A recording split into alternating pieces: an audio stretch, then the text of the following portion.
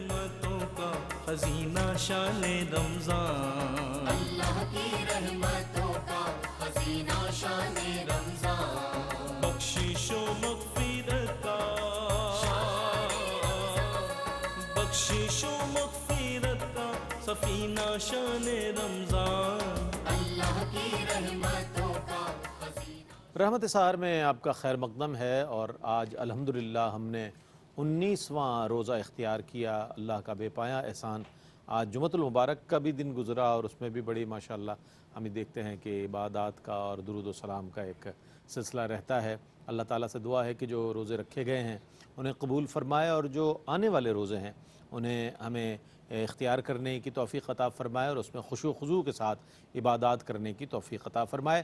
اس segment کو پیش کیے جانے کا مقصد بطور خاص یہ ہے کہ آپ کی لائیو کالز کو لیا جائے، آپ کے مسائل کو شامل کیا جائے تاکہ ان کے جوابات آپ تک پہنچائے جائیں۔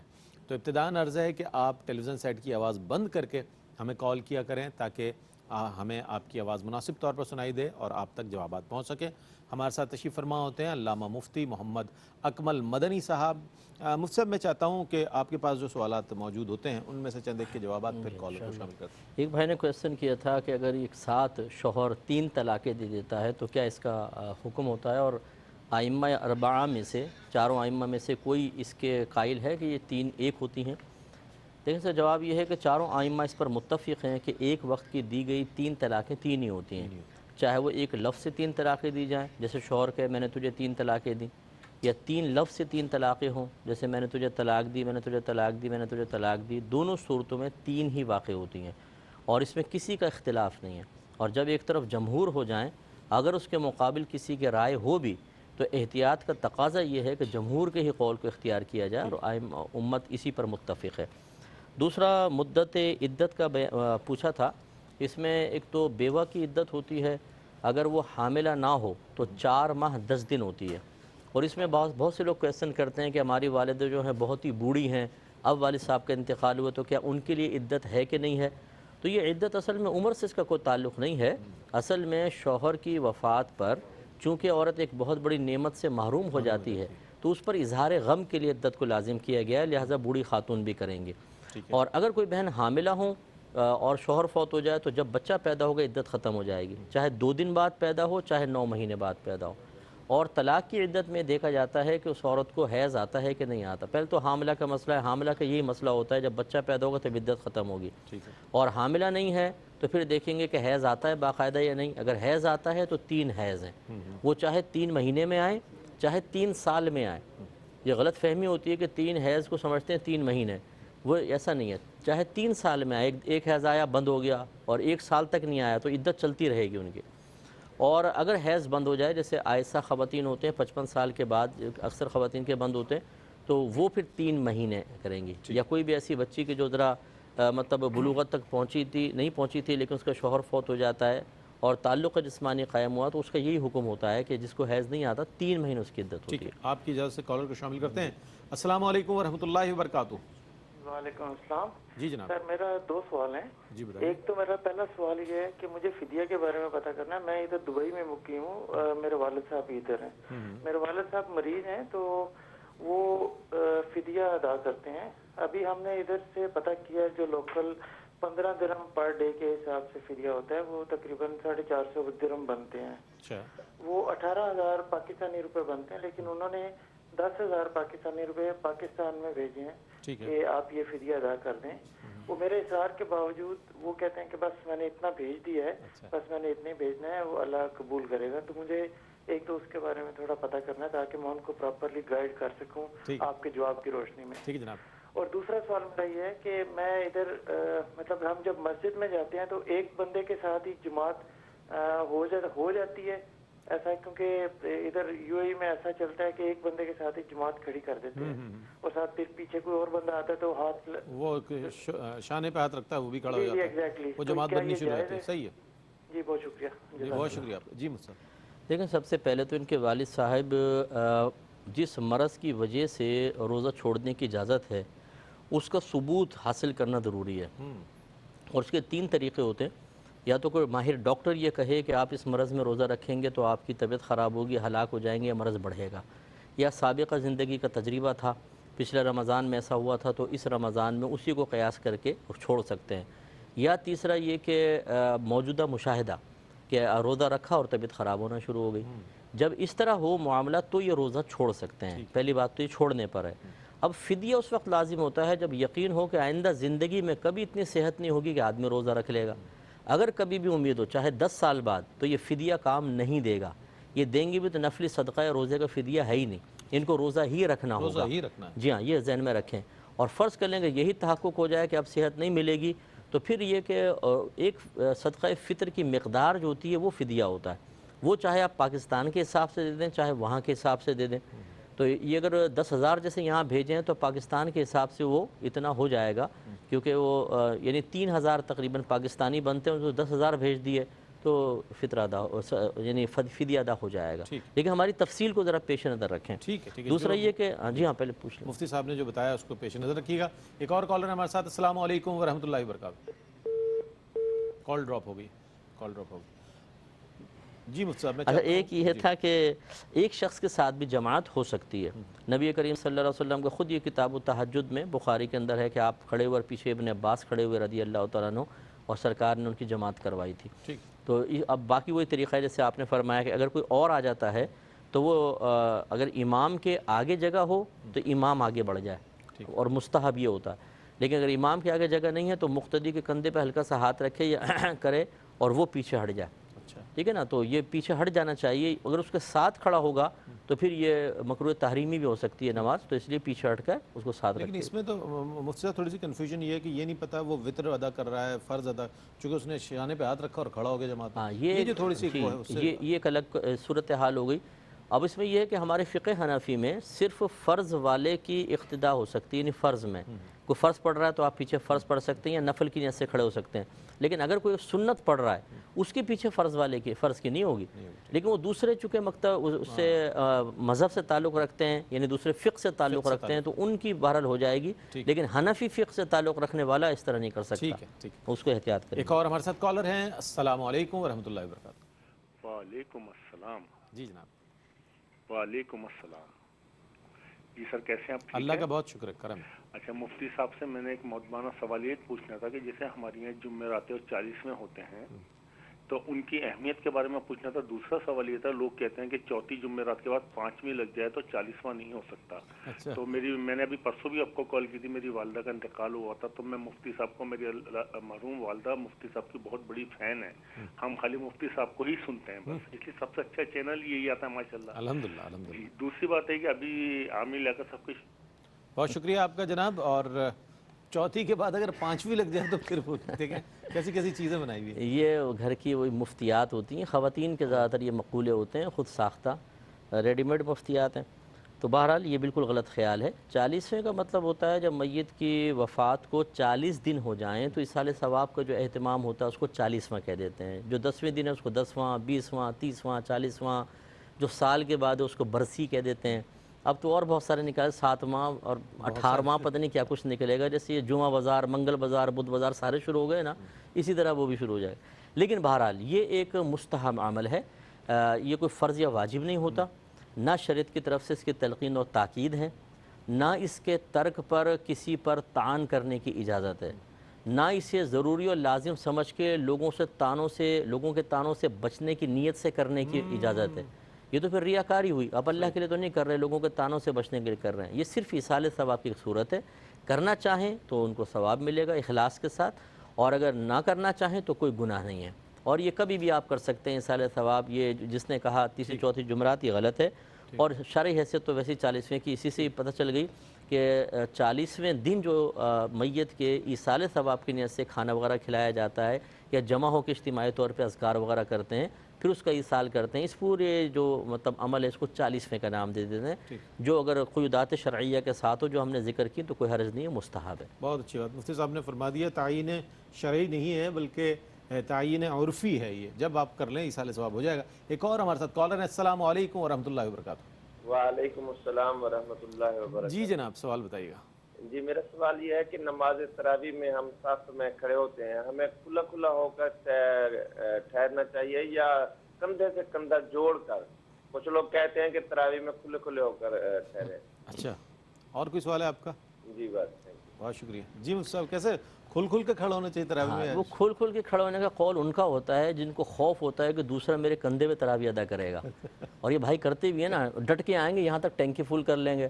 اب وہ نیندیں چڑھ رہی ہیں اور دوسرے کے کندھے کے اوپر، تو وہ کہتے ہیں بیٹا کھل کے کھڑا ہو ذرا.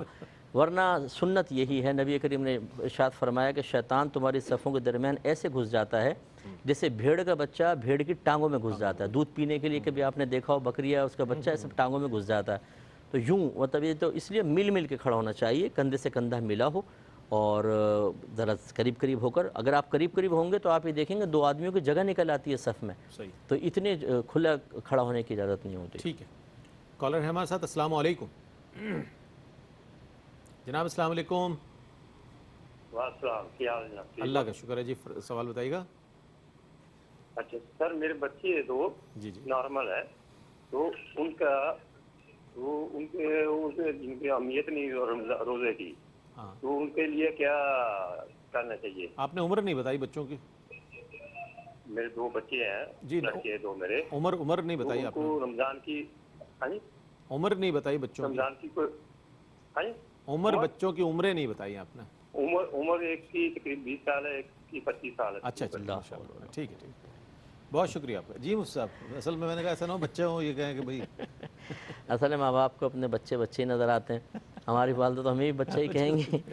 اچھا مسئلہ یہ ہے کہ یہ نارمل بچے کہا ہے انہوں نے، خیال میں اب نارمل تو نہیں کہا. 20-25 سال کے بچے نہیں ہوتے ماشاءاللہ، وہ تو جوان ہیں، کڑیل جوان اس کو کہتے ہیں، مکمل جوانی کی حالت میں. لیکن روزوں کی اہمیت سے بالکل نابلد ہے. جی ہاں بالکل نہیں، روزہ رکھنا فرض ہے. اچھا اہمیت کیوں نہیں ہے؟ پہلے والدین کو اہمیت پیدا کرنی ہوتی ہے نا. اگر بچپن سے گھر میں ایک ایسا ماحول رکھیں کہ سارے روزہ رکھ رہے ہوں تو بچوں کے نگاہوں میں کہے بغیر خود بخود اہمیت پیدا ہوتی ہے. اور چھوٹے چھوٹے بچوں کو دیکھا ہے جس گھر میں سب روزہ رکھتے ہیں نا وہ ضد کرتے ہیں ہم بھی رکھیں گے. تو یہ اس لیے ان کو کوئی چھوٹ نہیں ہے. اگر کریں گے تو گناہ کبیرہ کے مرتکب ہوں گے، اور اگر اس میں والدین کی کوتاہی شامل ہوئی تو جتنا گناہ کبیرہ ان کا ہے اتنا ہی وبال والدین کے اوپر بھی ہوگا. اس لیے ان پہ سختی کی جائے، اس میں نرمی کی بالکل گنجائش اچھا، ان کی طرف سے ایک اور سوال کر لوں. وہ یہ کہ اگر یہ کہیں بھی اور اس کے باوجود بھی بچے نہ رکھیں تو کیا اس کا وبال بھی ان پر ہی ہوگا؟ چونکہ یہ تو کہہ کر اپنے بری ذمہ ہو گئے کہ دیکھیں اس میں عدم تربیت کا وبال تو ہے ہی ہے. اچھا اچھا، کیونکہ وہ تو بلوغت سے پہلے کمپلیٹ کرنی تھی. جیسے ہماری اکثر بات ہوتی ہے کہ 7 سال کا بچہ ہو جائے نماز کا حکم دو، 10 سال کا ہو جائے مار کر نماز پڑھاؤ. تو فقہاء نے فرمایا یہ حکم روزے کا بھی ہے. اگر بچہ 7 سال کا ہے اور ہمت رکھتا ہے تو روزہ رکھوائیں. 10 سال کا ہو تو اگر ہمت رکھتا ہے تو روزہ رکھوانے میں سختی کریں. لیکن اگر چھوڑ بھی دیتا چلیں وہ تو ابھی نابالغ ہے. بلوغت کے بعد تو کوئی نرمی کی گنجائش ہی نہیں تھی. اگر پہلے سے آپ ماحول نہیں بنائیں گے، جوان بچے آوارہ گرد لڑکوں کے ساتھ رہ کر روزہ چھوڑنے کے عادی بن جائیں، پھر آپ فارمیلٹی خالی پوری کریں کہ دیکھیں جی ہم نے تو کہا تھا، تو بھی پہلے آپ نے ذمہ داری کیوں نہیں پوری کی؟ تو اس لیے اس غفلت پہ اللہ کی بارگاہ میں توبہ کریں اور اب سختی کرنا واجب ہے. ٹھیک ہے جناب، میں نے آپ کی طرف سے سوال پیش کر دیا تھا تاکہ آپ کے ذہن میں یہ بات ہوگی تو یہ بھی شامل کر لیا. ضمناً ایک مختصر سا وقفہ ہے، وقت کے بعد لوٹیں گے. مجھے امید ہے آپ کا اور ہمارے ساتھ رہے گا. خیر مقدم ہے، آپ کی کالز کو شامل کر رہے ہیں. ایک اور کالر ہے ہمارے ساتھ. السلام علیکم ورحمۃ اللہ وبرکاتہ. جی السلام علیکم. وعلیکم السلام. جی میرا پہلا سوال یہ ہے جی جی کہ خواتین اگر ناپاکی کے ایام میں اگر کوئی حفظ کر رہا ہو قرآن پاک تو ہر مہینے 6 دن اگر چھوڑ دیں تو مشکل ہو جاتا ہے. اچھا میں گزارش کروں گا تھوڑا سا اونچا بولیں آپ. اپنے ٹیلی ویژن سیٹ کی آواز بند کر دیں، ہمیں آپ کی آواز مناسب طور پر آ جائے گی. ٹیلی ویژن کے سیٹ کی آواز بند ہے. میں نے کہا اب ٹھیک ہے. جی اگر کوئی خاتون قرآن پاک حفظ کر رہی ہو تو ہر مہینے 6 دن جو ناپاکی کے آتے ہیں ان میں نہیں پڑھے تو پھر بھول جاتا ہے، تو اس سلسلے میں کیا حکم ہوگا؟ ٹھیک. اور دوسرا میرا سوال یہ ہے کہ اگر کوئی شخص سحری سے 20 منٹ پہلے کھانا پینا چھوڑ دے دعا مانگنے کی غرض سے اور دعا کے ساتھ ساتھ پانی پیتا رہے تو کیا یہ خلاف سنت ہے؟ اچھا ٹھیک ہے، بہت شکریہ. جی دیکھیں پہلے ہر دور میں حالت حیض میں قرآن پاک حفظ کرنے والی بچیوں نے بھی حفظ کو چھوڑا ہے اور اللہ تعالیٰ نے ان کو برکت سے نوازا. ایسا نہیں ہے کہ ان کے حافظے سے نکل گیا. اس حالت میں قرآن پاک کو قرآن کی نیت سے نہیں پڑھ سکتے ہیں. ہاں اگر ویسی قرآن ناظرہ پڑھ رہی ہوتی نا تو پھر اس میں کم از کم اتنی گنجائش تھی کہ توڑ کے لفظ پڑھ سکتی تھی. ایک الحمد للہ رب العالمین، تو فلوئنسی کے ساتھ پوری آیت نہیں بلکہ یہ ایک لفظ پڑھنا کہلائے گا، اس کی گنجائش ہو سکتی ہے. لیکن حفظ میں ایسا نہیں ہو سکتا، اس لیے حفظ میں تو چھوڑنا ہی ہوگا. اور انشاءاللہ اللہ کی رحمت سے یقین رکھیں کہ وہ بھولے گا نہیں. اچھا اس میں زبان سے پڑھنا منع ہے. گھر کے اندر اگر وہ نظر سے اس کو دہراتی رہیں اور اس میں ذہن کے اندر اس کو پڑھتی رہیں تو انشاءاللہ حفظ قائم رہے گا، لیکن اس طرح پڑھ نہیں سکتی ہیں۔ اور اگر 10-20 منٹ پہلے ساری کے کھانا روک دیں اور دعا مانگ رہے ہیں تو دعا کے بیچ میں پانی پینے میں کوئی حرج نہیں ہے، پی سکتے ہیں، کوئی خلاف شرع یا خلاف سنت نہیں ہے۔ اگرچہ افضل یہی ہے کہ لگاتار دعا مانگیں، ختم کر کے 5-7 منٹ پہلے پھر پانی پی لیں، لیکن بیچ میں بھی اگر پی لیا تو کوئی حرج نہیں ہے۔ ٹھیک ہے، ایک اور کالر ہیں۔ السلام علیکم۔ وعلیکم السلام۔ جی جناب، مجھے سوال پوچھنا تھا۔ جی جی، یہ سحری کے ٹائم ہمیں نا مسجد کے اندر بڑے مائک پہ نعت شریف وغیرہ پڑھتے ہیں، اچھا، تو اس میں حقوق العباد کا معاملہ تو نہیں ہے کہ لوگوں کو پریشانی، جیسے بہت سے لوگ شکایت بھی کرتے ہیں، تو یہ ہمارا پڑھنا گناہ گار تو نہیں ہوں گے؟ ہم صرف یہ پوچھنا تھا۔ ٹھیک ہے، بہت شکریہ۔ جی مصعب۔ ہاں دیکھیں، مائک میں اگر پڑھنا لوگوں کے لیے باعث تکلیف بن رہا ہو اور اس میں خاص طور پہ کہ شکایت بھی کر رہے ہوں، جیسے گھر میں مریض ہوتے ہیں، اصل میں مسئلہ یہ ہوتا ہے بہت سے مریض ہوتے ہیں، اچھا بہت سے ایسے ہوتے ہیں سحری کر کے فوراً نماز پڑھ کے سونا ہوتا ہے، ڈیوٹی پہ جانا ہوتا ہے، تو پھر اگر ایسا لمبا کیا جائے تو بہتر یہ ہے کہ نہ پڑھیں۔ ثواب کا تعلق، جی ہاں، ثواب کا تعلق مائک پر پڑھنے سے نہیں ہے، اخلاص کے ساتھ پڑھنے پر ہے، چاہے آپ گھر کے کونے میں کھڑے ہو کر پڑھیں، تو اس لیے اس میں احتیاط کیجیے۔ جی، ایک اور کالر ہیں۔ السلام علیکم۔ السلام علیکم۔ جی مجھے، وعلیکم السلام، مجھے 2 سوالات کرنے ہیں۔ جی فرمائیے۔ ایک سوال یہ ہے پہلا کہ کیا میں اپنے والد کی قبر کو پکڑ کر السلام علیکم کر سکتی ہوں اور اس پہ پانی ڈال سکتی ہوں؟ اچھا۔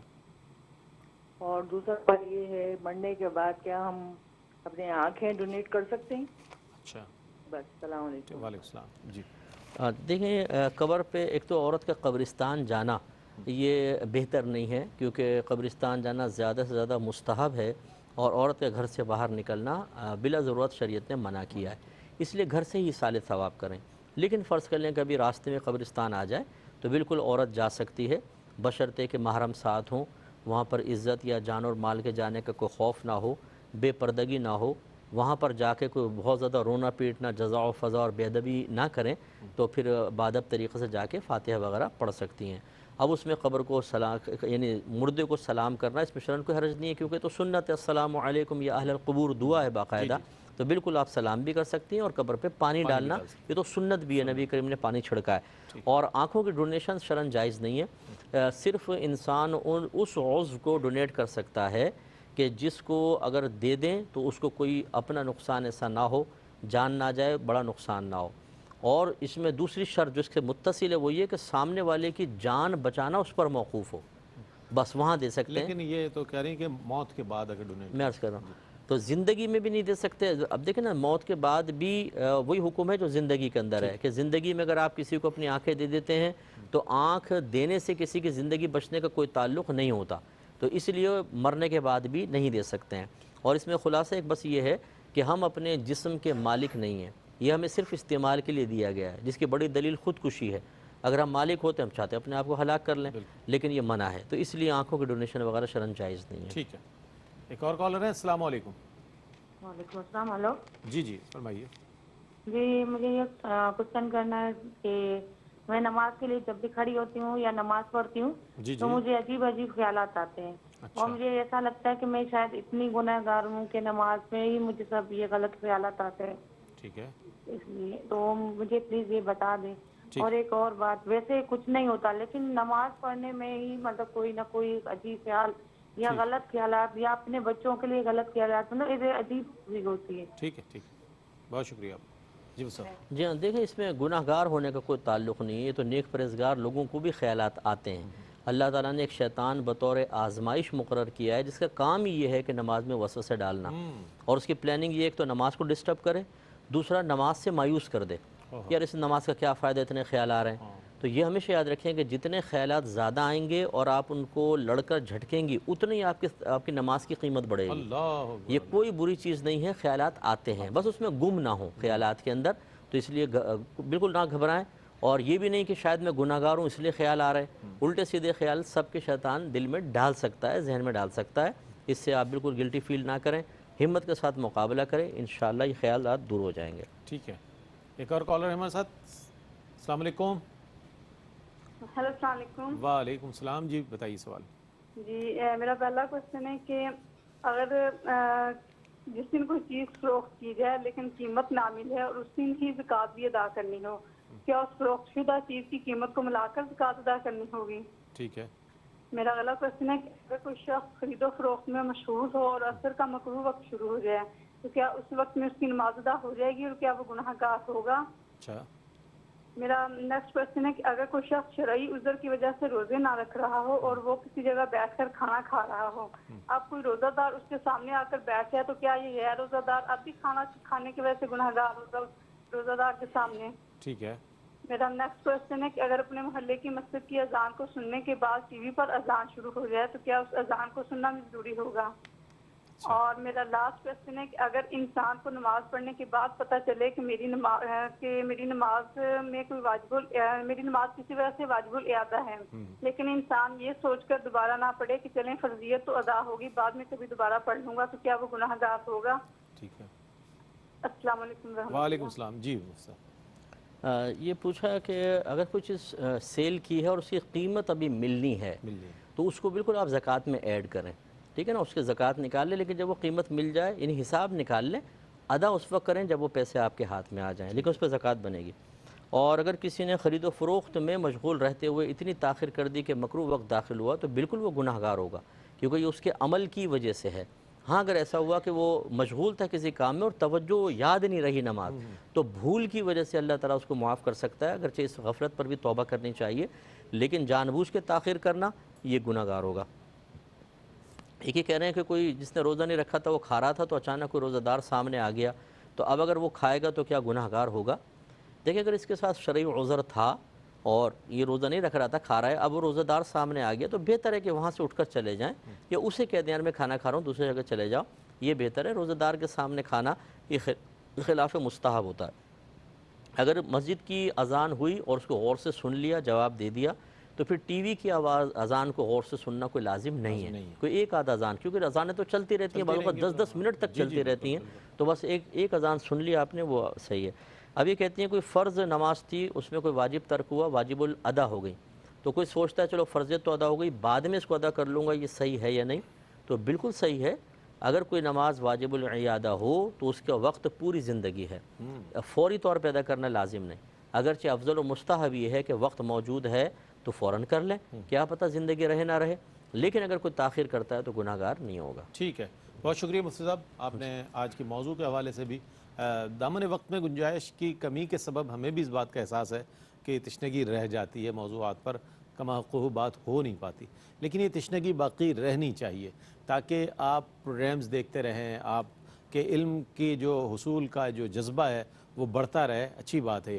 آج کلام ہوا بہت عمدہ موضوع پر، بہت عمدہ کلام فرمایا. کل انشاءاللہ جب ہم حاضر ہوں گے تو اعتکاف کے موضوع پر بات کریں گے اور ابتداءً ہم فتح مکہ کے موضوع پر بات کریں گے. بہت عظیم واقعہ اسلامی تاریخ کا، اس پر انشاءاللہ کلام کریں گے.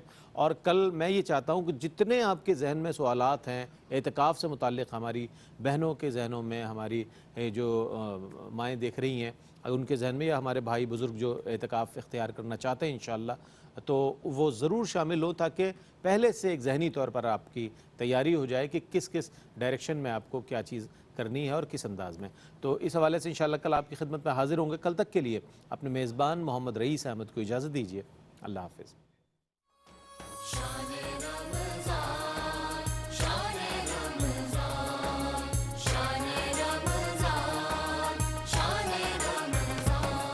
اللہ کی رحمتوں کا خزینہ شان رمضان، اللہ کی رحمتوں کا خزینہ شان رمضان، بخشش و مغفرت کا،